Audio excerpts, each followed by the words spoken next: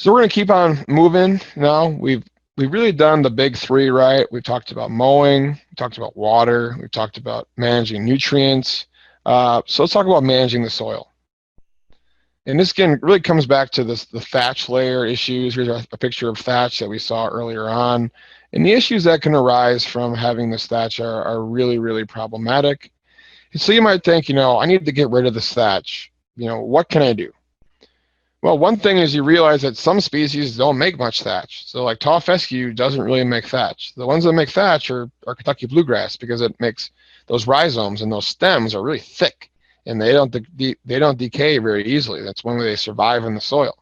And so if you really have a thatch issue, and having the right, that could be telling you to try to maybe use tall fescue. But nitrogen fertilization and watering, I mean, those are really the big issues. If you got thatch, you're probably doing a little bit too much of both, and so I want to check on those. If it's not bad, you can do mechanical removal, or you can do renovation to the turf if it's really, really bad. So like I'm doing that to my backyard this year. It's really thatchy, and the dogs just beat it up, and it's dying. I'm just going to just kill the whole thing off in sections so the dogs don't get all muddy, and then I'm going to regrow it in. Things that don't work: pH modification, not really been proven to be that beneficial. Avoiding pesticides. There's been a lot of studies showing that just avoiding pesticides did not lead to a reduction in thatch. Inoculating with microbes also has not been an effective way to reduce thatch levels in lawns. So those are things people commonly talk about to get away from doing the hard mechanical or renovation, but the results are pretty minimal. And if you're trying to just do it the easy way is just stop overwatering and stop over fertilizing. Again, the bluegrass, the fine fescues, the rough stalk bluegrasses, the improved varieties, they have the highest thatch potential. The perennial ryegrass, the tall fescue, and all the older varieties especially, they have a lower potential to make the thatch. So we got thatch, and you can kind of take care of it a couple different ways. Again, thatch is all the tissue, it's dead, and it's above the soil. And so you can do, these got mixed up. This is a core aeration, this is a dethatcher or a power rake, and then you can do my favorite, manually raking, which is a lot of fun. I did this as a high school kid, really excited to take care of my parents' yard and dethatch their whole yard, and I look back at that now and think that it was just silly, but that's what I did to try to pull the thatch up. They had a rough stock bluegrass lawn, so a very thatchy type of grass. And they can be pretty effective, but they can be effective for different reasons. So let's look at our power rake. The power rake has these little pieces of metal on it that can flail around, and that bar spins vertically. Those little pieces of metal get in, and they pull that thatch up. So then we can mow it off and bag it. And that's one thing I do like to bag, is if you're gonna go, you pull the thatch up, you hook your mower up, you mow it over, you put it into the bag, and then you get it out of there. Because again, it's not going to decompose very easy, so you can't just mow it. You need to get rid of it, either rake it or mow it off. You can overdo it. You got to think about this. There's a lot of biomass there. What are you going to do with it all? But also, there's a lot of live tissue there too. And so if you're going over this area over and over and over, you can do a lot of damage and kill a lot of live plants by just beating them to death with this, pretty aggressive type of machine. And so you got to be really careful. If you are going to be doing power raking, make sure we're doing it to actively growing turf. And so, early spring, when we see that big growth surge, that'd be a really good time to do power raking.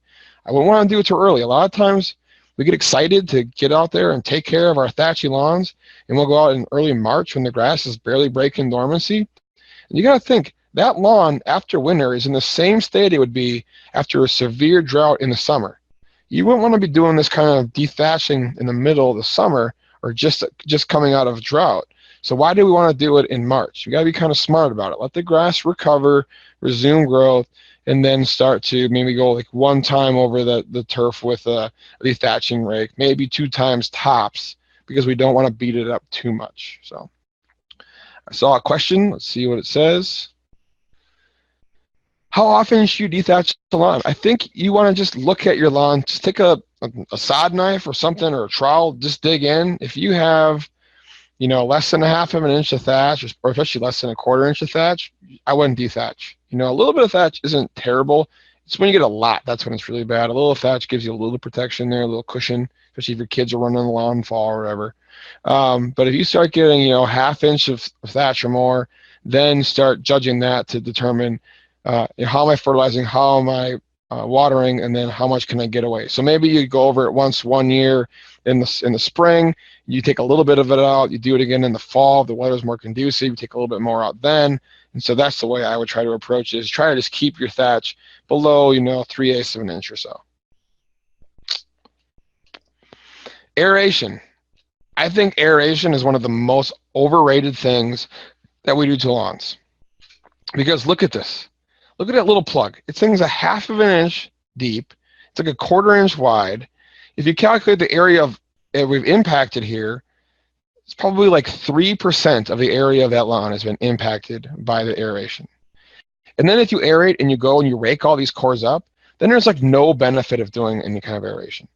You may do it because you're trying to alleviate compaction, but again, if you're going to try to do that, you're not going to do it by hitting a half-inch deep depth of soil. You need to have a solid vertical tine that goes 4 inches or deeper vertically into that soil and pulls it up. And so the best thing we can do to recover from compaction is let the freeze and the thaw cycles do their thing, and then not rush out to our lawn in the spring when the soil is wet and start compacting it to heck, right? So I wouldn't do that.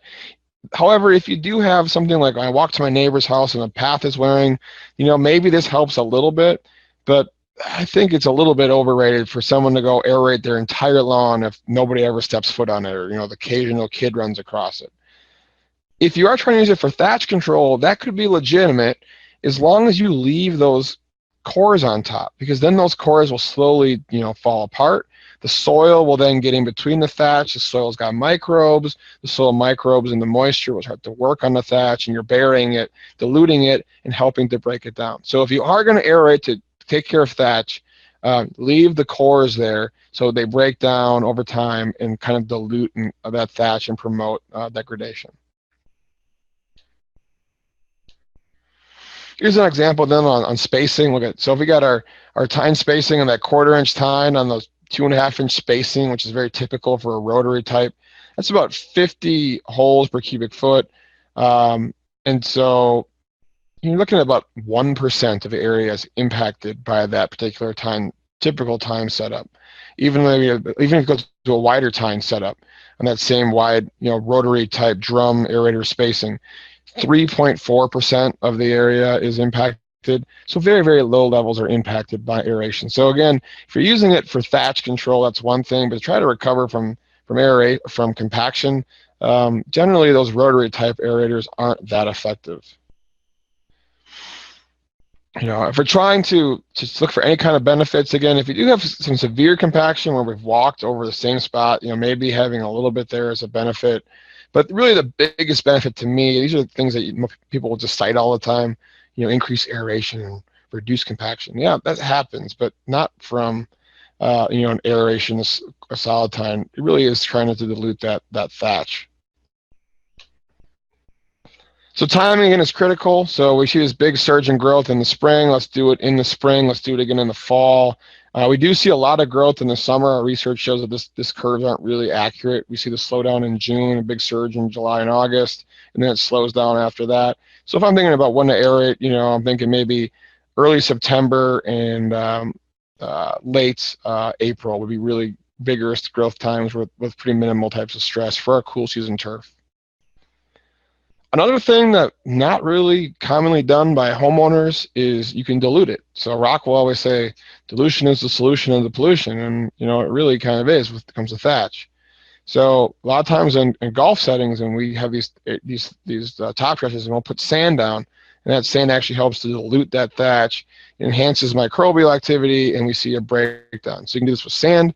Lawns, we see a really big benefit of doing it with compost. It's just great if you can top dress the compost. The problem is, how do you do this effectively? When you get a specialized machine here, you're going to get tons and tons and tons of compost to do it. But if you have a small yard and you can just take a compost in a flat shovel and fling it over your lawn and do that a couple times a year, you will see real benefits from plant health and soil health by adding that compost, because you're adding that carbon, just like the turf grasses are doing as the turf ages. Here's another example, putting compost down. You can see, again, specialized equipment, but this is really, really beneficial. But again, you need to put down tons and tons of material over a yard to really see the benefits from these type of compost applications. If the thatch is extreme and you have like an inch of thatch or more, grass is scalping, or it's thin, it's weedy, this is pretty much the final answer for that. And that's, just complete renovation, tilling it in, bringing up fresh soil, adding topsoil, tilling that in also. Things like that are going to be the real only way to recover from extreme levels of thatch in a lawn. So again, let's try to prevent it with good management, good grass species choices, and then just monitor as it's developing, and then do preventative recovery with dethatching units or aeration, but again, leaving those cores to help bury the thatch. So with that, this is our turf website. We're probably going to redo this again to make it even more user-friendly. That was my intention, but it's not as friendly as we'd like it to be. But turf.unl.edu is where you can get a lot of information about lawn care and turf grass management. And so to kind of just summarize the things we've talked about today, for best management practices for an above-average lawn in Nebraska as a whole, and really plant tall fescue or buffalo grass. As you're further to the west, you're going to switch over to more of the bluegrasses, and again, work with the seed guys to make sure you're getting some of the best genetics. When you do reseed, you want to use the best genetics so you're not doing it again in 5 years. Mow 3 inches, 2 or 3 inches, and then again mow when it gets to 4.5 inches. If you're mowing at 2 inches, let it get to 3 inches and mow back to 2 inches. Follow that 1/3 rule. It'll result in less mowings than just doing it every single week. You want to water deeply and only when drought stress is visible. So if you see drought stress, know that your grass is still not dead, and then you water it back and it will come right back. If you don't want to tolerate any kind of drought, then it requires some more scouting. So go out with your screwdriver or whatever and poke into the ground and figure out how hard it is and feel around and look for some kind of signs of stress. Fertilize is, again, pretty simple. If the grass looks yellow, I put fertilizer down. That's how I do it. It's really simple. And I fertilize usually about twice a year. If it looks like I need more, I'll put a third time down. If the grass looks good for a season, we have a lot of turnover of organic matter, it's 1 time a year. And so, it's kind of, for all those things, it's really just, I'm just watching, and then I'm just going to be reactive. I'm not planning. I'm not setting calendars. And the reason for that is because everything is so complicated that a calendar is too simplistic that you can't rely on it.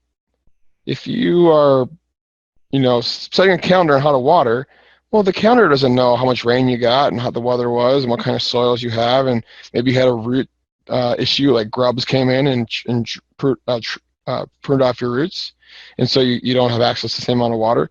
Like, it's such a complicated system that saying something like, "Oh, I'm just water 1/2 inch or 1.5 inches a week," it's just ridiculous. Same thing with fertilizer.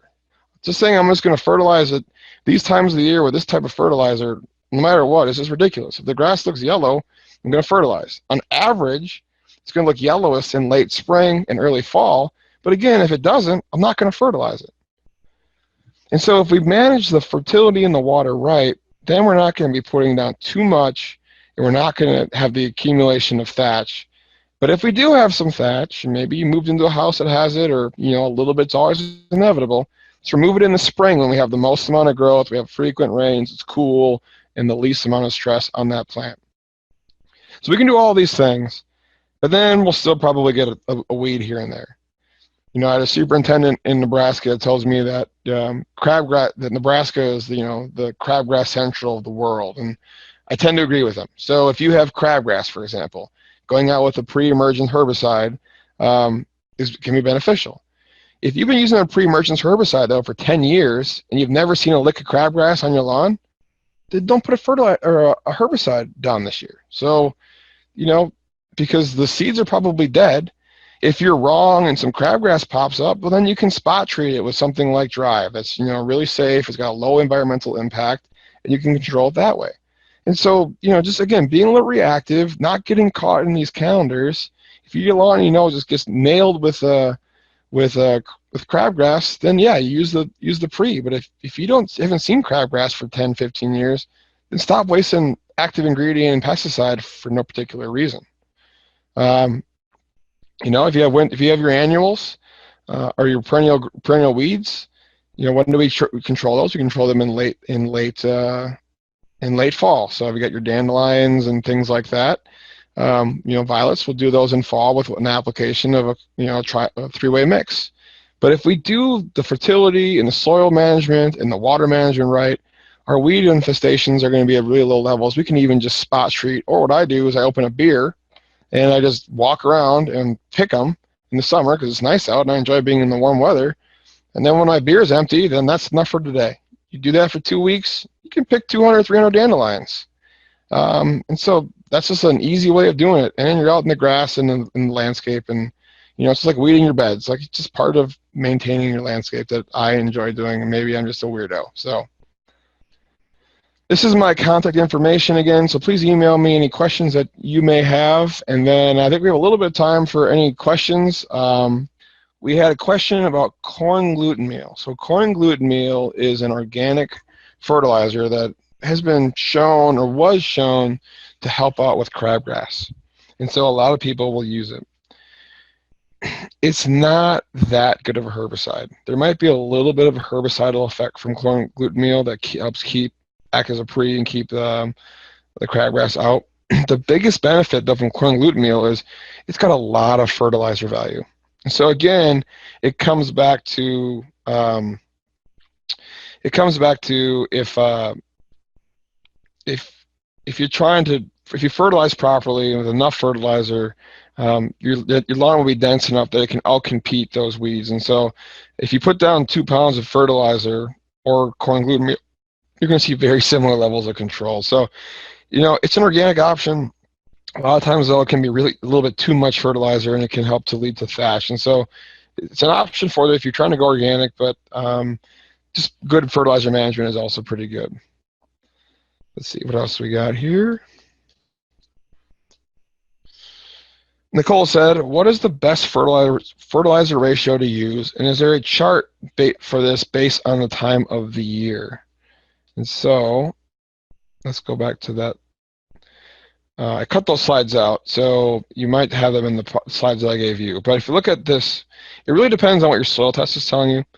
So if your soil test phosphorus levels between 25 and 50 parts per million, then you just go to this NEB guide and see, okay, you want to get about a 1/4 pound of phosphorus, or P2O5, down for every pound of nitrogen. So if you're looking for a fertilizer, you want a fertilizer that's about a 4-to-1 ratio. Then for potassium, same thing. If it's less than 40 parts per million, you want about a 1-to-1 ratio of phosphorus, potassium to nitrogen. So if you had to say kind of on average what would be a good number, a lot of times we like a 4-to-1 to 3 ratio of N to P2O5 to K. If you hit those ratios, then your fertilizer numbers are pretty constant, should be pretty constant from year to year. But again, it depends on the site and the weather and things like that. So occasional soil testing, you'll be able to confirm, did my numbers go up a lot? Did they go down a lot? Did they stay about the same? And then you can kind of tweak what those ratios are for your particular lawn. But this NEB guide kind of talks about that ratio information. And then for time of the year, if you are deficient in nutrients, say you're deficient in potassium and phosphorus, then what you could do is you can use a starter fertilizer any time of the year. So if you're deficient in those nutrients, beginning of the year, put a starter fertilizer on to build the levels back up. If your soil test comes back that you have enough phosphorus but you're low on potassium, use a winterizer. You use it in the spring. Doesn't matter. Winterizer just means it has more potassium than traditional fertilizers. If your potassium and your nitrogen, potassium and your phosphorus are fine, then you're just going to use a straight normal fertilizer, which is mainly just nitrogen, the first number on the bag. So Elizabeth asked if, I'm guessing she said, is it effective for corn gluten meal? I mean, it's kind of effective. I answered that. What is the thatch potential for buffalo grass? There's probably a little bit of thatch potential for it, but it doesn't grow very vigorously. I mean, it grows fast. It fills in quick, but I think there's a little bit of thatch potential, but not really the same as what I'd see from bluegrass that grows more aggressively.